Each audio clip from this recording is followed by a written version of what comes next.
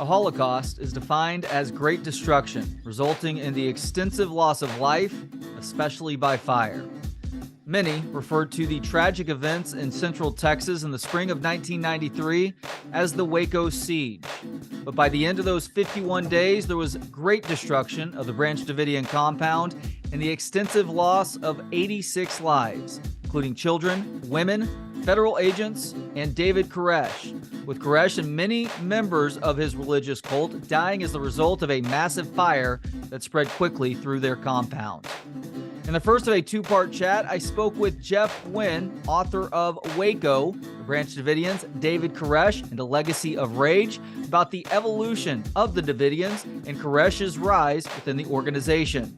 Today, we focus on that 51-day standoff, including reckless mistakes made by ATF and FBI leadership that caused an avoidable loss of life, and how this tragedy serves as a rallying cry for anti-government movements to this day. If you haven't already, I do encourage you to check out part 1 before this episode for some additional context, and I hope you enjoy part 2 of my conversation with Jeff Guinn on Waco.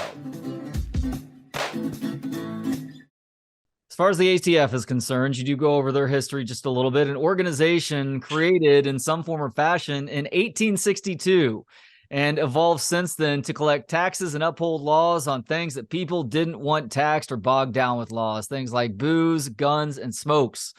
By 1992, they were a poorly financed subset of the Department of Treasury with a sterling record for bloodless enforcement.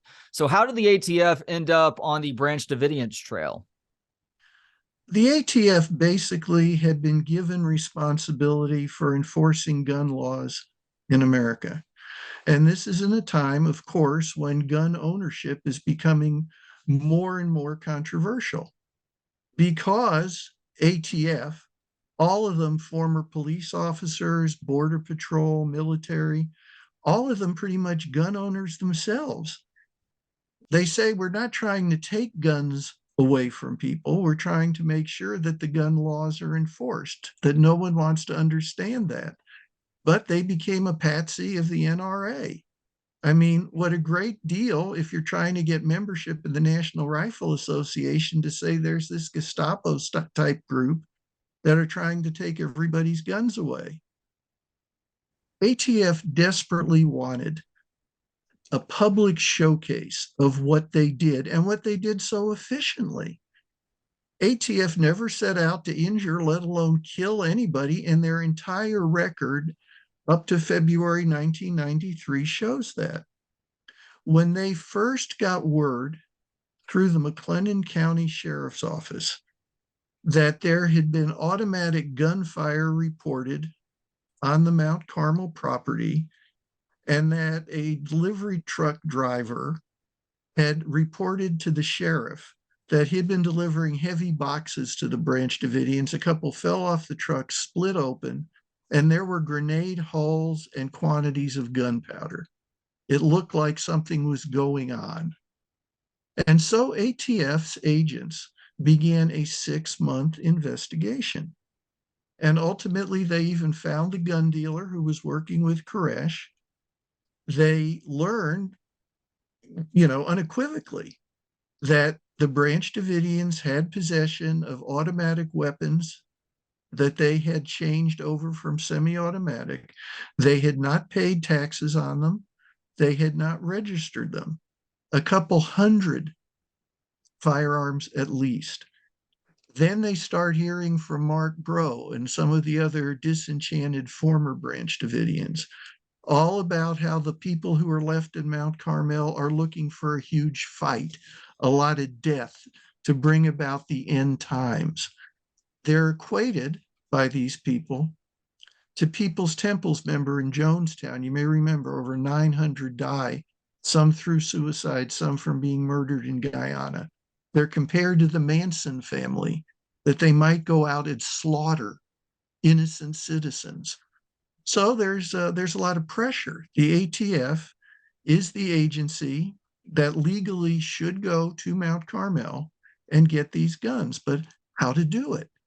It's a compound. You've got people who are probably well armed and apparently willing to shoot. You've got to go up a hill with no cover.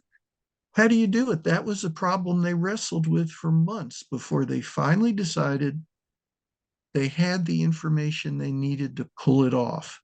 They were told by a couple former members, yep, there's a lot of guns, but they are kept in a locked storage room and they can only be gotten out and passed around if David Koresh gives the word. That meant if ATF launched a raid, what they call dynamic entry, they could probably get into Mount Carmel and get between everyone else in the locked gun room. And that way they could arrest whoever was necessary. There wouldn't be any shooting. It would be painless. They could film it all. And then when their budget hearings came up on March 10th, remember February 28th is the day of the raid, they'll have a great film to show, look, we're efficient. We spared the public this dangerous situation and nobody got hurt. That is what they intended. But unfortunately, that is that detail you just shared is another example of the clumsiness with which the ATF went about trying to plan this mission, because they were speaking with people who had not been in this compound for 6 months to a year, if not more in some circumstances. And as you just described, things have changed since then. And a lot of folks in that compound were allowed to have guns with them, either on their person or in the respective bedrooms at all times, just in case the proverbial shit hit the fan. This information came as a great shock when I told a lot of the ATF agents about it. They'd never heard this to this day. Oh, wow. The agents who went on the raid, the 76, called themselves the POAs, the plain old agents. The higher ups made these decisions, the POAs carried them out. The POAs have been guaranteed two things. Number one, these guns are under lock and key. Nobody can get them. Turns out that's not true.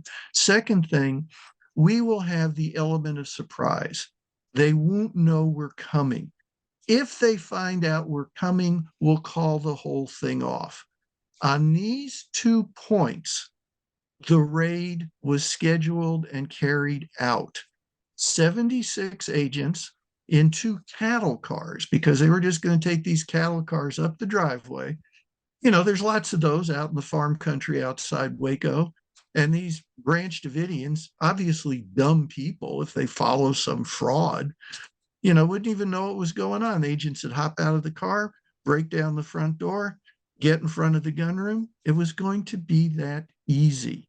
Except, of course, it wasn't. The first big thing that I find it hard to get over this. I'm sorry. I've spent all these years looking at it.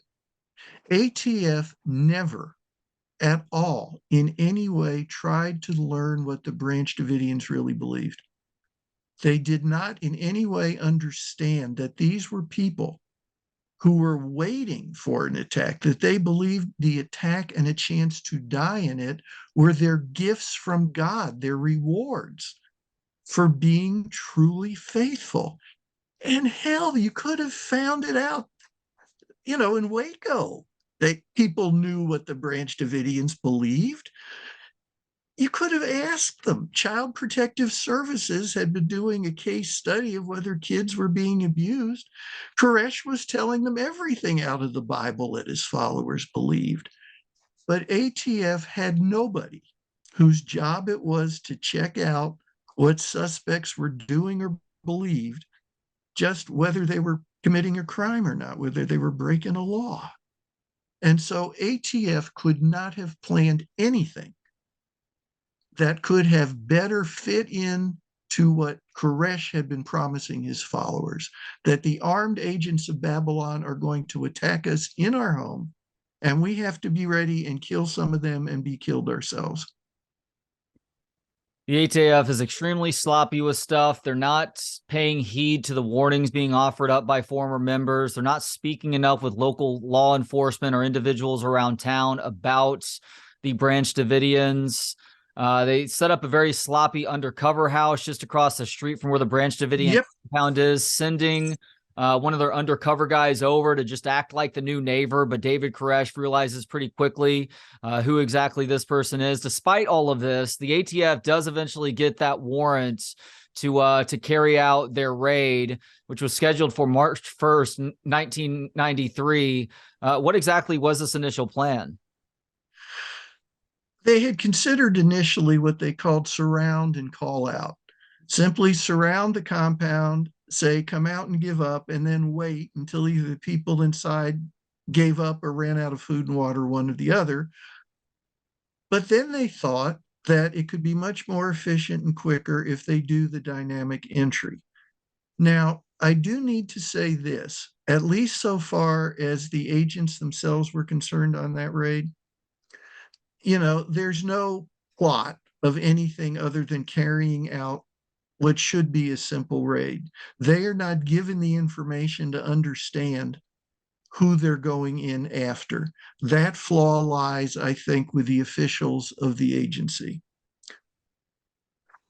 Oh, the Gosh, leadership is making all of the mistakes here, not the individuals who are responsible for carrying out the plan, because they've right. been given a very specific set of instructions. And by the way, speaking of the most shocking details from this story you tell, they didn't even have a contingency plan. There wasn't even a Right. plan B if things went sideways. The plan B was essentially run for cover and get ready to fire back. But the point being that there wasn't a contingency plan because they weren't taking the Branch Davidians very seriously. Right. And even knowing that they've got to go up this bare hill against people who are inside, who have more powerful weapons, they do a couple things that are very telling. First, they only bring in low-powered semi-automatic weapons. Reason being, if there are some shots fired, they don't want a bullet going through a wall and hitting a child, let's say, who's trying to get out of the line of fire. In their pockets of their vests, many of them don't even have extra magazines of ammunition. They've got candy bars. They don't want the Branch Davidian kids to be scared. They're going to hand out candy, and they have certificates for Happy Meals. Once they've got the compound secured, they're going to send out and get the kids Happy Meals, treats they know these kids don't get often. One of the agents, a man named Charlie Short, ATF had a fleet of one plane. They were also getting the use of a couple National Guard helicopters to fly over the compound just when the agents arrived to distract the Branch Davidians' attention. Charlie Short flew the ATF plane up to Waco from Austin. From Houston, I apologize. And he was so sure, as everyone else was, that this will take 45 minutes? That he knew he had to be flying over the compound in Waco at about 10 o'clock. He scheduled a golf tee time back in Houston in early afternoon because the thing was going to be over and he'd have time to fly back, drive home, change into his golf stuff, grab his clubs, and go tee off. That was the degree of resistance ATF really was expecting. Despite the fact that the ATF was part of the U.S. Department of Treasury at the time, they didn't have to run every single mission through the leadership of Treasury to get that okay. Having said that, they knew that this was a big enough mission that they wanted to make sure that all the T's were crossed and I's were dotted, at least along those lines, even if they were missing those details elsewhere.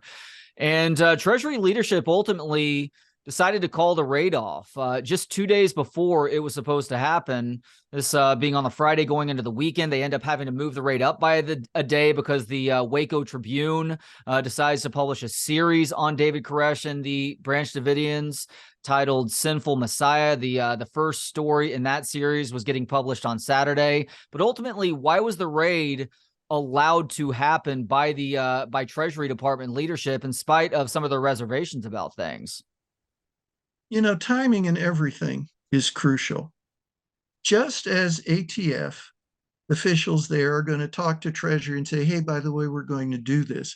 Treasury is being directed by the Secretary of the Treasury, former Texas Senator Lloyd Bentsen, who had just been sworn in a few weeks earlier. Benson is overseas at an economics conference in London. At the same time, just a few days before the Waco raid, there's a bombing at the World Trade Center in New York, not the big 9/11 one, but one that happened previously, and people were killed. And most of ATF senior leadership is in New York trying to deal with that situation. If the Treasury Department, the Secretary of the Treasury is overseas, you've got a couple acting people who aren't really sure what their powers are and aren't. A couple of them in Washington hearing from ATF, this is what we're going to do, have some concerns. What if this goes wrong? Could innocent civilians be shot? Could agents be shot? We don't think this is thought out carefully enough. You can't do it. But ATF officials call and plead their case. This is something we have to do. And they start throwing in things besides the guns. We believe there are little girls being raped. We believe that there are little children, infants, being beaten. They even tossed in that we think there must be a drug connection. We think they've got drug labs. When in fact, one thing that was true of the Branch Davidians, these former Seventh-day Adventists, they absolutely would not use drugs, legal or otherwise. And so they then promised this, let us do it. You have our word. If we lose the element of surprise, it's called off. That'll be it. We won't do it. And based on that if the element of surprise was lost, the raid would be canceled. The Treasury Department officials who were in place, not senior officials, not experienced officials, said, all right, go ahead. And sadly, the final detail that set everything else in motion was the element of surprise being lost. How was it lost? And why didn't this stop the ATF in its tracks? There have been a lot of theories, but we've been able to track down what actually happened. And it all falls down to ATF organizers who, a few days before the raid, called the McLennan County Ambulance Service to say, we're going to be conducting an action out northeast of town. They said March 1st, and they moved it to February 28th. We don't think anybody is going to be hurt, but we need to have some ambulances available just in case. One of the women they talked to when they called in was the girlfriend of a cameraman for a local television station. And she promptly told her boyfriend all about it. At the same time, Waco Sheriff's Department folks were kind of upset. They had thought they would be working with ATF on this whole raid, but they'd been almost cut out of the picture. One of them mentioned that to a reporter from the Waco newspaper. So you had the newspaper and TV both aware something is going to happen. And so on the morning of February 28th, the ATF agents are gathered in a little place called Bellmead, a few miles down the road. They don't want to make their raid until about 9:45 or 10, because that's when morning worship is over at Mount Carmel and the able-bodied men go outside to work on a construction project on the property. But as early as 7 o'clock, cameramen from the TV station and reporters from the Waco paper are making their way towards Mount Carmel. One of those TV cameramen didn't know his way around that part of the region and thought he was lost. Same moment inside Mount Carmel. The day before, the first newspaper articles about Koresh had been published in its ongoing series. So this is Sunday morning. Koresh decides he'll send somebody out to get a copy of the day's paper so he can see the new allegations. He sends out a man named David Jones, whose day job is being a postal worker. Jones goes out in his car, a little narrow road by Mount Carmel, and the TV cameraman in his truck, who's lost, sees postal worker. He must know his way around, flags him down and says, you've got to help me. We have heard that ATF is about to raid some place called Mount Carmel right around here, and I'm supposed to film it, and I can't find it. Where is it? And David Jones says, well, if you look right over there, you could actually see a corner of the building. He jumps in his car, races around to tell David Koresh that ATF is coming and they're coming right now. Inside the compound at that time is the undercover agent from ATF who was sent there to make sure that just before the raid, Koresh and the Branch Davidians didn't know anything was happening. He sees that Koresh knows. He gets out and he calls the guys in charge of the operation in the field to say, they know we're coming. We've got to call it off. But the two agents in charge there, they've got so much responsibility, so much money is on the line for putting this operation together, so much prestige will accrue to them if it works just as it's supposed to. And they make the decision that, oh, all right, they know we're coming, but they still got to get those guns. We've got time. If we go right now, we can catch them before they're armed. And so the two cattle trailers, 76 agents, are sent right in. And what they're going into, they're just targets. That's exactly what they are. Yeah, it's just a sad example, tragic example of sunk cost fallacy to me, Jeff, where you've put so much in the way of time and resources into accomplishing something that even if every sign is pointing to you to call it off, to call it quits, at least at that point in time, you feel too invested to do so. And ultimately, it cost a lot of lives that day and throughout the course of that nearly 8 weeks. And there are two major disagreements about the start of this raid. Right. One is who fired the first shot at the other, and the other is whether that air support that you had referenced a few minutes ago was actually firing on the compounds. Now, I have no doubt, let's say even if ATF agents had maybe shot one of these wild dogs that were on the property because they were barking too much, I have no doubt, because the ATF was not trying to go in guns blazing, that the Branch Davidians did fire first at those ATF agents. But as far as the potential for gunfire coming from one of those helicopters, how plausible do you think that is? Now, the helicopters, they were not armed. They were not equipped. Every bit of space was spent on individuals inside the helicopter. But I'm even wondering if individuals seeing their comrades down low being fired upon didn't want to fire some shots back just to try and add confusion to that situation. So did you find any evidence that it was possibly gunfire coming from those helicopters that ultimately left holes in the roof of that Branch Davidian compound? I thought the best people to ask about that were the pilots of the helicopters who were members of the National Guard and not ATF. And I went over their court testimony, over and over. They are insistent that there were no mounted guns in the helicopters, that there were no long guns in the helicopters. There were 3 copters, and within these copters were a total of 6 ATF agents, none of whom had anything more than their sidearm, a handgun. The helicopters began taking fire when they were almost 300 yards from the compound. 2 of them had to immediately, after being damaged, drop into a field nearby. The other helicopter circled for a minute, then went back to where the first 2 helicopters were, picked up one of the lead agents who was in charge of the whole process, and took him back to the command center. 2 things. First of all, if the only guns that were available in the helicopter were about a half dozen handguns, at 200 to 300 yards, there is simply no way that they even would have had the range to fire shots that would have reached the compound roof. Second, I spoke to members of the Waco media who were there staking out the whole place, and they are unanimous in their testimony.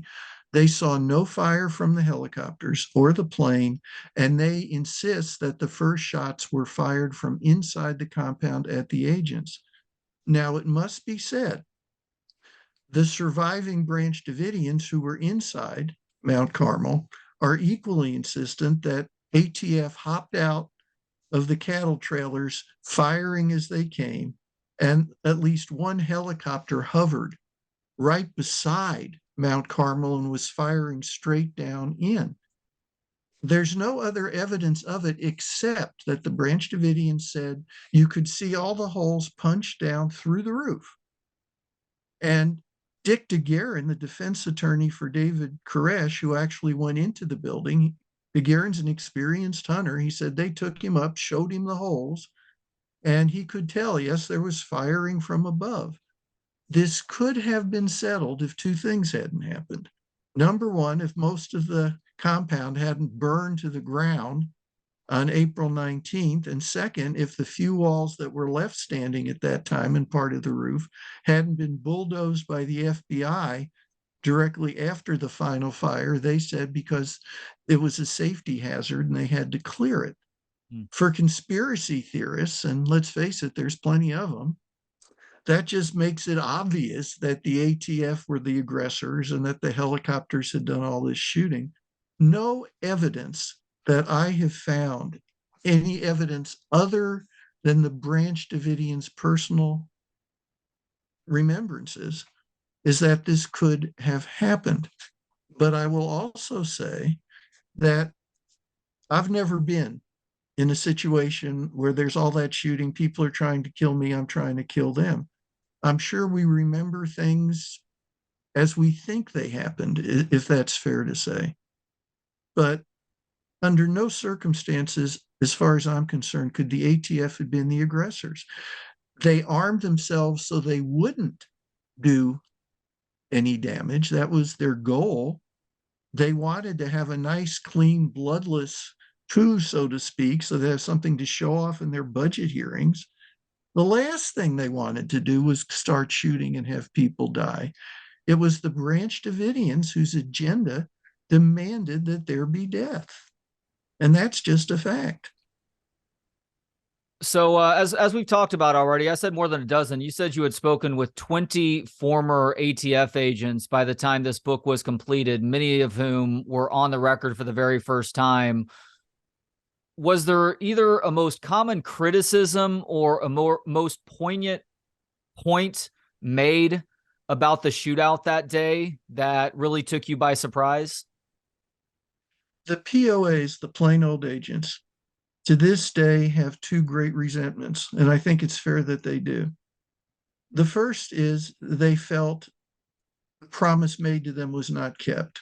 If they know we're coming, we're not going to go in. That was the first thing. The second thing, they felt that afterward, immediately afterward, on March the 1st, they have been shot up. 4 of the 76 are killed, 20 more are wounded. We're talking about 1/3 of the people who went in there left either dead or bleeding. The ones that aren't hospitalized are put up in a couple hotels in Waco and told, stay there and don't do anything. They wake up in the morning and they do what most of us would do. They turned on the news to see what was being said. And there were ATF officials saying, we never lost the element of surprise. We don't know who said that.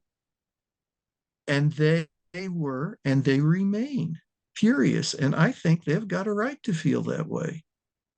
In all the years since, 30 years, think about it, these 76 agents are being talked about as cold-blooded killers, as murderers who went in there. They didn't care about the safety of anyone, men, women, children. And it's just not true. But no one ever talked about it because they were told they couldn't talk. And then one of them talked to me and thought, well, maybe I'd write what he said. A couple more guys did, and some of them had kept documents, interoffice memos, things like that. And if you look at my chapter notes for the book, you will see everyone is identified by name, and every document, even if they're internal ATF documents, is identified. This isn't hearsay. It's the truth. Did you get a sense that talking to you was able to provide some of these individuals with a sense of closure over this extremely traumatic event that has happened 30 years ago now? I won't presume to say the book gives them closure. I will say what I always do when I finish a book, as soon as I get the copies, I send them to all the people I interviewed. Mm. And I've had nice communications with some of them saying, well, at least our side is finally out there. As I go on my book tour, some of them are actually showing up at the bookstores for the Q&A session. So if people have questions about ATF, we can actually have the ATF agents answer Wow. for themselves after all this time. I've got to tell you, all these conspiracy theories about the ATF, it is absolutely true. God awful decisions were made by some of the leadership, and it's inexcusable, that part. But in terms of the people in those cattle trailers that day, there was no plot, there was no scheme. They were just good law enforcement men and women who were told one thing was going to happen and were sent to what for some of them became their deaths. Yeah, and as you No one detail, apologized to them ever for that. leadership never apologized to them. No.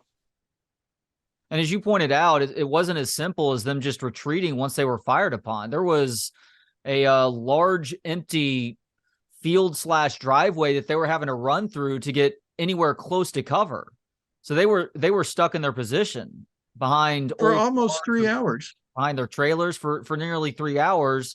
And there were elements of this mission that were still trying to be upheld, including making it to that second floor with ladders and essentially getting in and comprehending Koresh or anybody else of importance in that building. They couldn't retreat. They were caught in a situation where if they stayed, they'd probably die. And if they tried to retreat, they'd probably die. Twice there were ceasefires that they attempted that didn't hold. And finally, the third, when it held, they had to try to drag their wounded and dead down a couple hundred yards in full view of Mount Carmel, knowing there are these powerful automatic weapons, and that if somebody inside the compound gets an itchy finger, more of the ATF agents are going to die. They have nightmares about it to this day, and who can blame them? No doubt about that. There are other aspects of that day that I'm just going to suggest people buy this book to find out more about, because we do need to move forward here. So the FBI officials are actually in Waco by that night. They ultimately take over the operation the very next day. Over the first 5 days of the siege, David Koresh sends 21 children out of the compound. As you talked about earlier, they all seem to be in decent mental and physical shape, which is maybe a little bit of surprise to some, but that's a detail worth noting there. You also wrote about the FBI being really hampered by several factors during this 51-day siege. Jeff, that includes a lot of bureaucracy being required to make what needs to be quick decisions oftentimes. But the biggest issue involved internal strife with FBI agents in and around Waco. What was the dynamic at play here that was so difficult for FBI decision makers? There were two factions within the FBI units that were surrounding Mount Carmel. One side was the negotiators. Koresh and some of his followers were talking to them on the phone. And as long as there was talk, the negotiators believed there was a chance to get everybody to come out peacefully. But the tacticians, the hostage rescue team, believed that Koresh loved the attention he was getting. There was no intention of coming out, except at some point, the surviving Branch Davidians, and there's over 100 of them in there, we're talking about adults, could storm out any time with automatic weapons and do a great deal of damage. They wanted to go in, they had tanks. It wasn't like ATF being outgunned. If the FBI chose at any time, they could roll up the tanks and they could flatten anybody that got in their way. Tactical ultimately won out, but there was a further problem. The idea of inserting CS gas into Mount Carmel came up within the first week of the siege. The idea that would just put in a little at a time, their eyes would get irritated and they'd probably get flushed out. It would take a couple days. It was on paper, but the FBI reports through the Department of Justice. And Department of Justice is led by the U.S. Attorney General. And during almost all the siege, America had no attorney general. The Clinton administration was just being sworn in, and Janet Reno had not yet been approved by the Senate. So you don't have anybody you can go to with this plan and say, we want to do it. Will you approve it? Let's go get this done. Meanwhile, the siege drags on.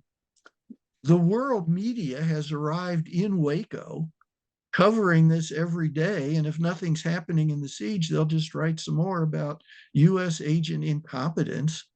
How screwed up was ATF in the beginning? How messed up is the FBI now that they can't bring this to a conclusion? There's all this pressure every day.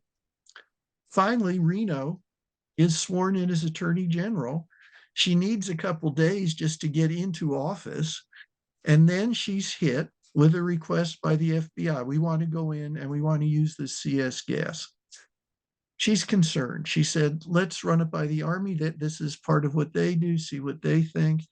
The FBI is insisting if we don't go in there, something terrible is going to happen. Either Koresh and all his followers are going to kill themselves, or they're going to come out and try to kill other people. We've got to get this ended. They finally formally ask for permission, insert CS gas over a period of 2 days. And she says no. FBI officials call her again. And remember, we're talking an attorney general who hasn't been in office for a week yet. You know, you've got to do this. This is crucial. She conditionally says, all right, you can do it, but the gas has got to be inserted gradually. You've got to promise me it won't harm children, innocent people. And she had to run it by the new president, Bill Clinton, who could have said no, but didn't. And so on March the 19th, they start to insert the gas into Mount Carmel. However, and I know this specifically from talking to Byron Seige, lead negotiator of the FBI during these final days, FBI had presented one plan to the Attorney General, doing it gradually. But in practice, the FBI had Plan A and Plan B. Plan A was if there was no resistance from inside the compound. When the tanks rumbled up and shoved the canisters of gas through gaping holes they knocked in the walls, then they would put the gas in gradually. But if there was any resistance, if any shots were fired at the agents from inside that building, then they were putting all the gas in at once, screw, being careful, force them out, enough's enough. To this day, there's another controversy. When the tanks rolled toward Mount Carmel about 6 a.m. with those first gas canisters, was there gunfire at the tanks from inside the compound? For one thing, I don't know that even the automatic weapons could have dented a tank. The Branch Davidians deny anything like that. FBI agents say it happened. Experts who were hired by attorneys for the Branch Davidians afterwards say different heat checks prove there were no shots fired. ATF and FBI experts say there's proof shots were fired. We'll never know. But the point being, within 5 minutes, the FBI put in every bit of gas they had, taken in little doses. It's an irritant. In great swooping clouds, it not only will choke you, it will make your skin bubble, but it's flammable. It's highly flammable. And just before noon, some people say the FBI did it. Some people say the Branch Davidians did it. Some people think it was just an accident because the only heat inside there were Coleman lanterns, powered with oil. Suddenly, Mount Carmel was engulfed in flames, and it literally burned to the ground within 20 minutes. Estimates later were that the heat reached up to 3,000 degrees inside. 9 adults escaped, all of them badly burned. 76 people, including almost 24 children, died horribly inside. To this day, all kinds of blame is being pointed, all kinds of fingers in all kinds of directions. And what happened at Mount Carmel is being used by a lot of modern day militias as the excuses they have for everything from the 1995 bombing of the federal building in Oklahoma City to the January 6, 2021 assault on the U.S. Capitol. But the fact remained, it never had to happen in the first place. All that gas didn't need to be thrown in at one time. It wasn't supposed to be. Reno was outraged afterward. The FBI lied first afterward, saying we never used any combustible rounds to get it in there, when it turned out they did and they were caught having done it. And a lot of the suspicious public said, well, if they lied about that, they're lying about everything else. Waco stays with us.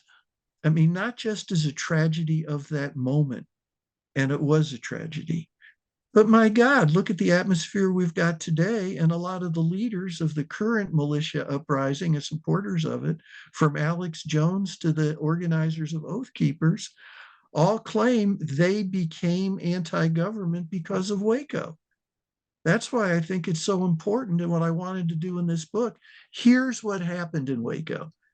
We can't move past it if we don't understand it. And there are no conspiracies, just people who made terrible decisions. And that's a lot different than some plot to try to kill innocent gun-owning Christians.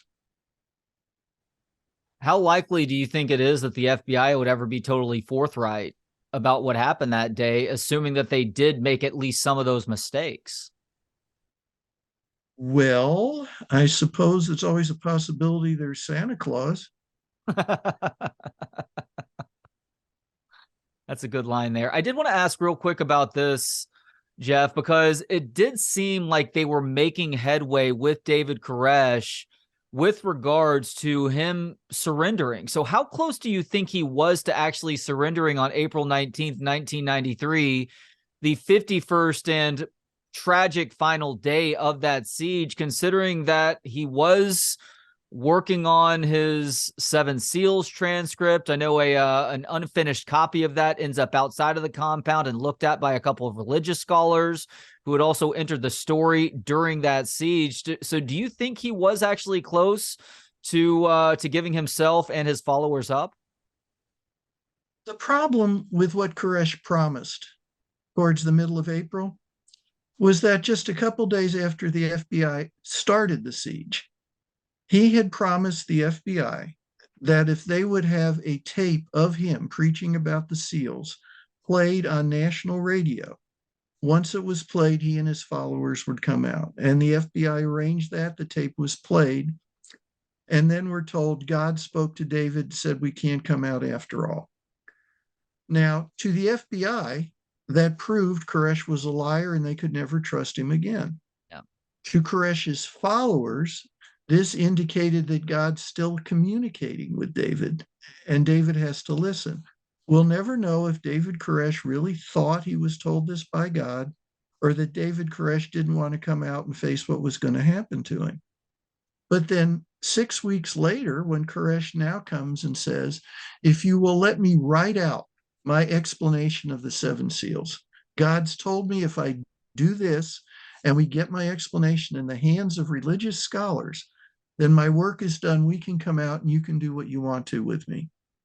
He wrote the first seal a day and a half before the end, was working on the second seal. But the FBI had decided, and they were basing this on his previous reneging, that this was just one more way David Koresh was going to drag it out some more, and he'd do this. And then he'd say, no, God said we can't come out again. They'd had enough.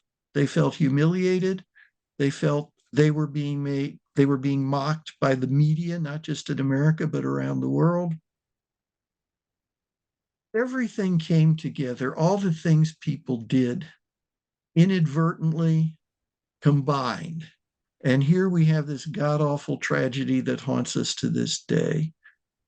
It was haunting to write about. I'm sure it's not easy to read about. I appreciate from your questions, you did read the book, and it's uncomfortable stuff. But how can we move on if we don't understand it for what it really was? While it was an uncomfortable read at times, it was also an excellent read. I know we're only a month into 2023, but as I said a little bit earlier, I have no doubt this is going to end up as one of my favorite books this year. Jeff, thank you so much for the time today. The new book is called Waco, David Koresh, the Branch Davidians, and a Legacy of Rage. You can get it now wherever books are sold. Thank you so much for this piece of work, and I do appreciate the conversation today. Having an opportunity to talk to somebody like you who reads the book and then asks good questions, I promise you it's a pleasure. Thanks to Gentleman Jesus for the intro and outro music. Hear more of his work at gentlemanjesus.com. Thanks to you for tuning in. For more of the show and to connect on social media, visit booksonpod.com. We'll talk to you next time on Books on Pod.